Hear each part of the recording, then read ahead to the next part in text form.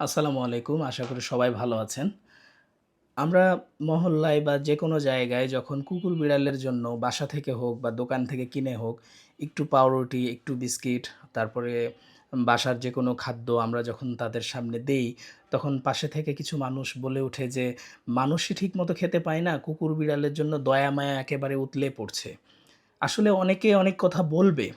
আপনি যখন ভালো কাজ করবেন বা আপনি যখন ভালো কিছু করতে যাবেন আপনাকে বলবেই। আপনি যদি এক কাজ করতেন, কিছু এতিম বাচ্চাদের খাওয়াতেন, তারপরে কিছু গরিব দুস্থ মানুষের জন্য করতেন, তাও বলবে যে লোক দেখানোর জন্য এসব করছে। এজন্য কোনো কথায় কান দেয়া যাবে না।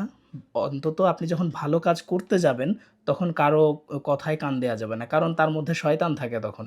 সে সে চায়ই আপনাকে ভালো কাজ থেকে মানে দূরে রাখতে।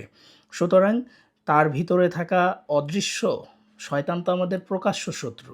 তাই তাদের ভিতরে থাকা অদৃশ্য যে শয়তানটা আপনাকে এভাবে বলে ধোঁকা দিচ্ছে যাতে আপনি এই ভালো কাজগুলো না করেন, যাতে পরবর্তীতে তখন মনে হবে ধুর কুকুর বিড়ালকে খাওয়াতে গেলে বা ওইসব মানুষদের জন্য কাজ করতে গেলে মানুষে এরকম কথা শোনায়।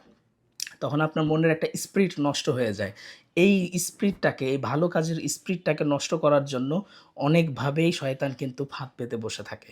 এজন্য আমাদের সবার উচিত হবে যে যাই বলুক, আমরা কুকুর বিড়ালের জন্য, মানুষের জন্য, অসহায় যেসব মানুষ আছে, প্রতিবন্ধী শিশু, নারী যারা আছে, মোট কথা মানে পৃথিবীর, আমাদের সমাজের, রাষ্ট্রের, আমাদের এই প্রাণী জগতের সকল শ্রেণী যারা অসহায়, অবলা প্রাণী থেকে শুরু করে সকল শ্রেণী যারা অসহায়, তাদের জন্য আমরা নিঃস্বার্থভাবে কাজ করব। আর তাদের জন্য আমরা যতটুকু পারবো সবাই সবার দিক থেকে আমরা এগিয়ে আসব। ১ গ্লাস পানি একটা ছোট্ট বাটিতে করে হলেও তাদের সামনে আমরা দেয়ার চেষ্টা করব।